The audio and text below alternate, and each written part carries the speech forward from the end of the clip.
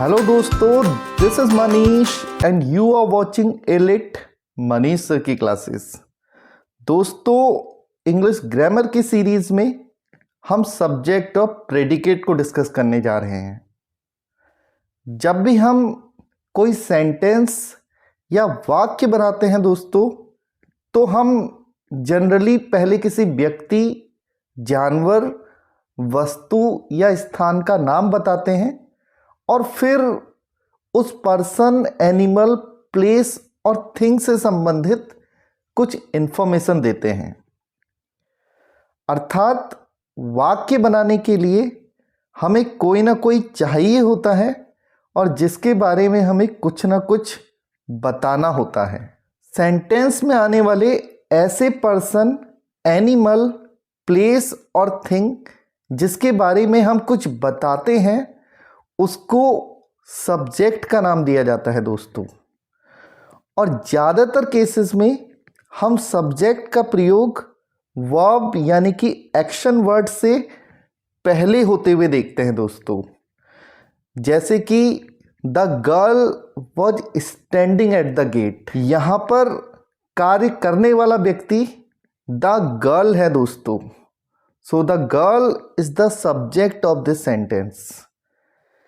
ऐसे ही barking dogs seldom bite.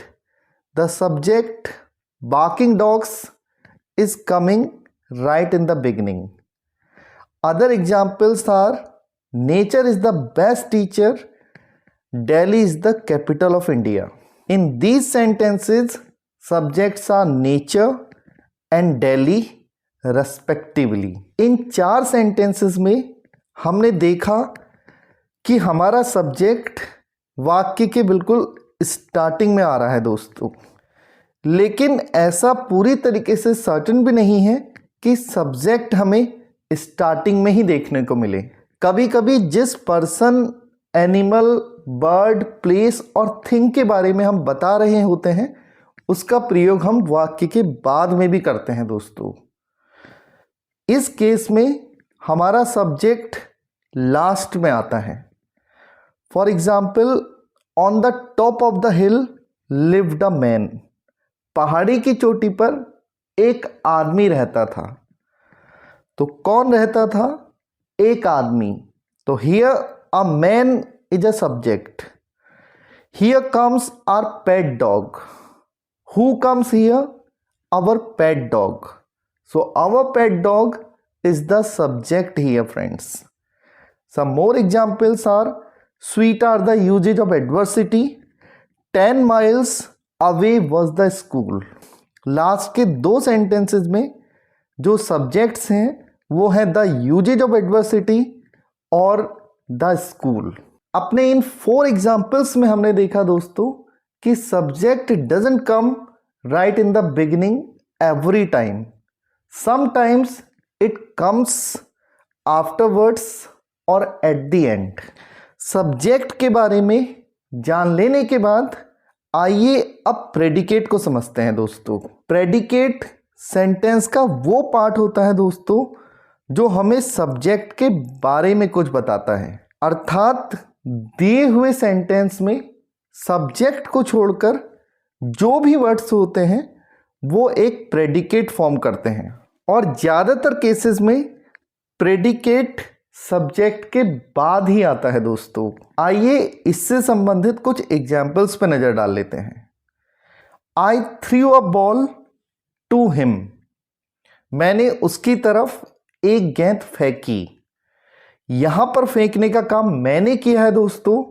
तो I is the subject and rest of the part threw a ball to him will be called predicate. ऐसे ही next sentence में all actions lead to the same result.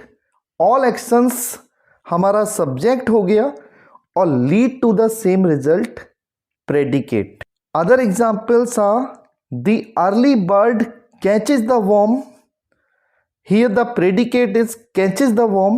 The sea bears her bosom to the moon में the sea को छोड़कर बाकी का part अर्थात bears her bosom to the moon predicate कहलाएगा दोस्तों। इंपरेटिव सेंटेंसेस जो कि कमांड और रिक्वेस्ट को प्रकट करते हैं दोस्तों, इंपरेटिव सेंटेंसेस में चूंकि सब्जेक्ट छिपा रहता है दोस्तों, और वो छिपा हुआ सब्जेक्ट ज़्यादातर यू ही होता है, इसीलिए इंपरेटिव सेंटेंसेस में हमें सब्जेक्ट नहीं दिखता है दोस्तों, सिर्फ प्रेडिकेट ही दिखता है।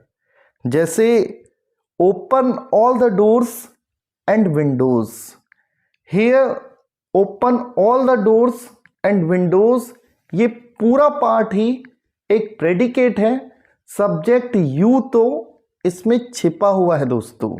ऐसे ही डोंट जज a book by its cover में भी प्रेडिकेट डोंट जज a book by its cover ही है दोस्तों, और सब्जेक्ट छिपा हुआ यू है। Some more examples are never count the chickens before they are hatched, please avoid touching the things around. इसके अलावा कुछ वाक्यों में पर्सन, एनिमल, थिंग और place we talk about end में आता है दोस्तों, तो ऐसे वाक्यों में प्रेडिकेट को स्टार्टिंग में आना पड़ता है।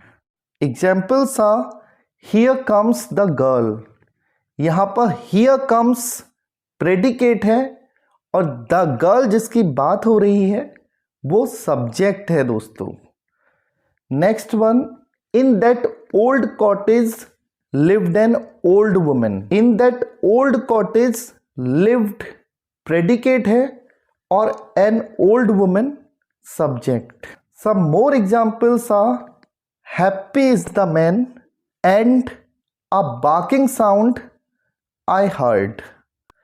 लास्ट के दो सेंटेंसेस में भी हमारे सब्जेक्ट द मैन और आई लास्ट में आए हैं दोस्तों, और प्रेडिकेट अ बार्किंग साउंड और हियर कम्स का प्रयोग स्टार्टिंग में हुआ है।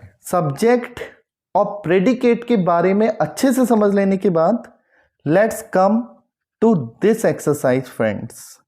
इन the following sentences separate the subject and the predicate, and your time starts now.